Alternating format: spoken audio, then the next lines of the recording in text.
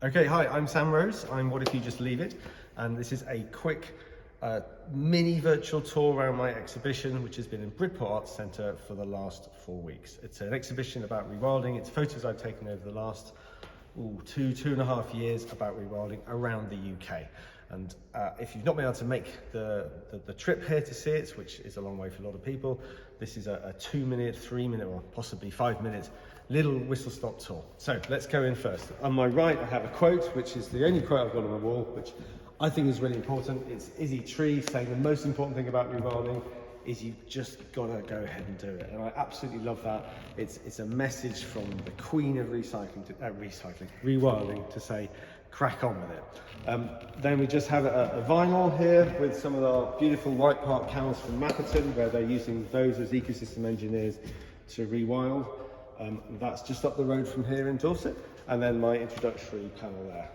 The exhibition is called Rewilding Unwrapped because I just want to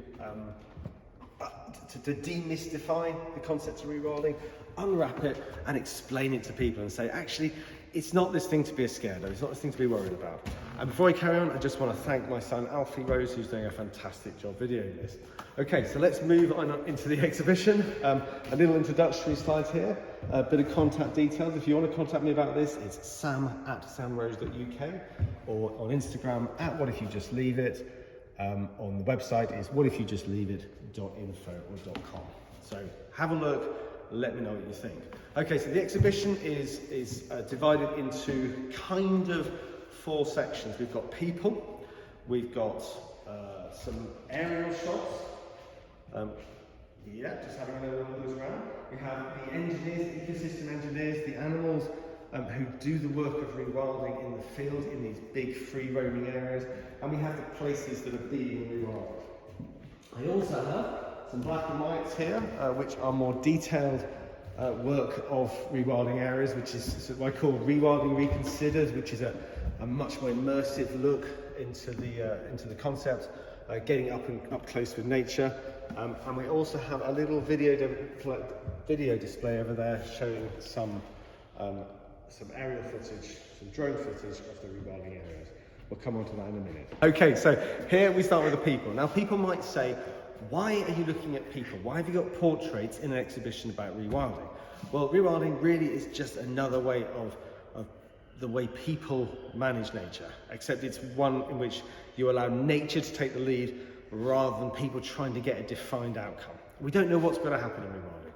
And these people, and many others on the wall here, are the people who've made that decision to do this. Sometimes sometimes quite bravely to do that, to stop their fairly productive farming and to say, actually, we're going to rewild instead because it's going to be good for nature and it's going to be good for them. And we've got people here who do different types of roles. So we have Donald the volunteer, who is a wealth of knowledge about nature. He's fantastic in certain places, particularly the undercliffs in East Devon. And I'm not going to talk about everybody, but I'm going to whiz along. We have Mark, who's the Beaver project manager for Devon Wildlife Trust.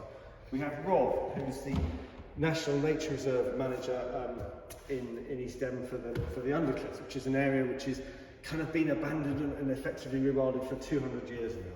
We have Phil Sterling, who's the road verge expert, and is a fantastic entomologist, and who really explained to me about fertility and wildflower generation along road verges and so on in the UK. We have Ellie there, who is a land manager for the National Trust. We have Pat, who's the stockman at Net, the famous Net estate in West Sussex, where Izzy Tree and Charlie Barrow are. We have Nick Gray from here in Dorset, who is a fantastic help to me and who just knows the whole setup here in West Dorset and knows farms, knows the nature, and is superb at trying to explain concepts about nature quite simply. But then we have Izzy and Charlie here, who are the king and queen of rewilding in the UK. You have to say I had a lovely interview with them, you can get on my podcast. And then Ferris, the man who looks more like his dog than perhaps anybody I've met before. A lovely guy. He owns a big area of land in Cornwall and he's rewilding it as we speak to try and help nature in that area. And it's also helping his tourism business, which is a really positive thing. Then we have Hannah and Jan, who are setting up a charity, well, they've set up a charity called Rewilding, and they're trying to buy land to rewild in big areas in the UK. And they are fantastic. They're very inspiring in what they're trying to do. Derek here, who is a conservationist and water vole and beaver specialist, and he's the maverick guy. He's the one who really wants to change things, perhaps quite quickly, and he gets a little frustrated with the way in which government slows things down. Have a look at Derek. He's a really top guy. Okay, welcome back. That was a little intermission. We had to take a phone call. But I think I was starting to talk about Penny. Penny is the ecologist at NEP in West Sussex with Izzy and Charlie. And she is an absolute star. She's so knowledgeable about the area, about rewilding. And she's been fantastically helpful for me, along with her colleague Ivan. And finally, we've got James Fuller. And a lot of this started with James. And he's a farmer in the local area who wants to do better for nature on his farm. He's not gone the full rewilding yet, but James is someone who I'm working on, and he has taken great steps to start to bring nature back into the farm, which he has taken on. Okay, so that's people, but that's just a tiny section of the people who are out there who are doing rewilding work. And I don't mean it's just the owners. As you can see here, it's the ecologists, the experts, the NGO people, the reserve managers, the entomologists, the volunteers. There's so many different types of people who do this work. Okay, so this is my little den. This is the little hide where I've set up a video screen showing some drone footage I've taken of areas being rewilded in the UK. That's quite a hard word to say lots of times, so let's see how we go. And we've got some loose material in here, but basically it's just a place for people to sit and have a look at some of these places.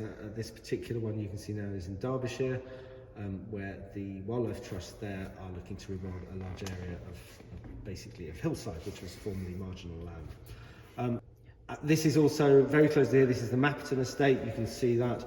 Flying over here, you can see the different types of habitats in the field. There's a stag-headed oak there. There's wetlands areas. There's areas where the slope is falling away, a bit of a landslide. There's big hedges there. All of these things are really good for nature, and actually really good to be able to see from the air as well. Okay, so welcome to the lodge. This is my beaver corner. Okay, we have a photo I took here of a beaver from over in Devon. A stick which has been gnawed by beavers. Here you can see the little patterns where the bark has been gnawed off because they like munching it. Some beaver dam photos and some of the wetlands that's produced from the dam creation. And beavers are the best ecosystem engineers in the world. They really create wetlands. They open up the canopy by taking down trees, which allows new life to grow in these areas. And it's good for birds, for bats, for insects, for frogs, for newts. For small mammals, for everything. I mean, beavers are the way forward in terms of restoring nature to certain parts of our habitats in the UK. Okay, so what we have here is a little installation, trying to have a little play on chips. These are beaver chips from where they've been cutting trees down in a fish and chip box with ketchup and vinegar around it. But really, here I'm just making the point that they use their hard front teeth to cut things, but they don't actually eat the wood, which is why you end up with these chunks of wood, these chips of wood here, and some consider them lucky, so there's one to take away. Well, there would have been one to take away if you could have got here. Moving on, we've got this little part of the exhibition called Looking Down, where I've got some drone photos showing specific features to do with rewilding landscapes, such as a dead tree up here in Mapperton, a beaver landscape there over in Devon, exploding hedgerows down here. By exploding I mean they're being allowed to grow out as opposed to cut back. And these characteristic bramble mounds here in Knepp, where you've got small trees like this, you can see here starting to grow out of this bramble mound there. That's probably an oak that's just starting to come out, and the bramble is protecting it from being eaten, so allowing the bigger trees to come through. And I think from the drone footage, you get a really different perspective on nature and on, in this case, rewilding. Okay, so I'm going to whiz through the last few sections of the exhibition. This is one of my favourites here. This is the animals who do the work of rewilding. I call them the ecosystem engineers. We go there, we have cows, pigs, ponies, and deer. And the deer are here. They're smaller because they're actually harder to take photos of. At least I found it harder. But you have red deer from Knepp and fallow deer from Knepp as well. You have red poll cows and White Park cows from Mapperton, and the red poles are from Ken Hill in Norfolk. And you have the horses, the ponies, generally Exmoors. Oh, it says Dartmoors, and I think they're Exmoors, actually, from Ken Hill and from Knepp there. And then the pigs, okay, so the Tamworth there, and the large white cross with the Gloucester Old Spot at Sunart Fields in the Peak District. And the thing about all of the animals is they each play a different role in helping to rewild the ecosystem. So the pigs, they dig in the ground, they open up the ground, and they allow new species to, new seeds to germinate and life to come from within that soil. And it also allows birds and other things to come in and eat the worms that are turned up by their digging. So they are the natural ploughs of the system. Cows, they browse, they graze and they browse, and that stops some of the bigger growth. It stops it becoming woodland, but it does allow a lot of really positive growth for nature in these areas. And then you have the ponies and the deer, which generally they do a little bit of grazing, but mainly they browse, they higher up. So you get different parts of the ecosystem being browsed, trees being browsed higher up. The ponies go higher, the deer a bit lower, and all of them with their horns, they're breaking through bramble bushes and hedges, old hedges and trees and so on, and they're causing disturbance. And it's the disturbance that really makes rewilding happen. It's the disturbance that allows new life and nature to really come to life. Okay, so we're on to places here. This is just some photos, some kind of landscape shots of some of the places that I've been to and some of the rewilding work that's happening. So it's a real mixture of stuff here. So at one end we have the bare ground from a completely new rewilding site at Wild Woodbury, Dorset Wildlife Trust in Dorset.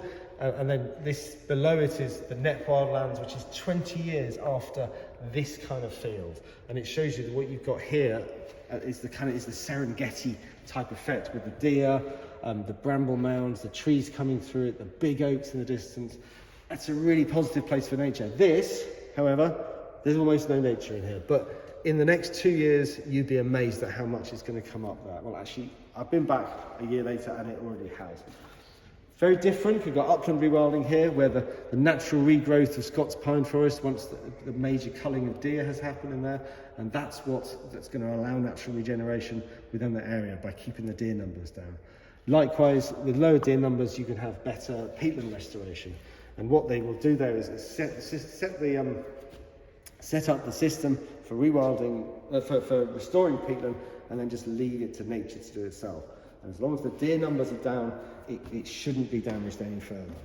Got some more photos here from different places, some of the woodlands which show the long-term rewilding effects of different places, some of which do become woodlands if they don't have the intervention of some of the herbivores, and some of which are like here at Mapperton with the stag-headed oak, which is a real mixture of habitats, of wetland habitats, the odd big oak tree, some drier grassland, which is slightly moving down the hill because it's on a landslide and so on. And then just down here at Ken Hill, where this is 1 year on from leaving a field to rewild. And you can already see the amount of life in that field. Even though it was in winter when I took the photo, it's a whole different ball game from what it was beforehand.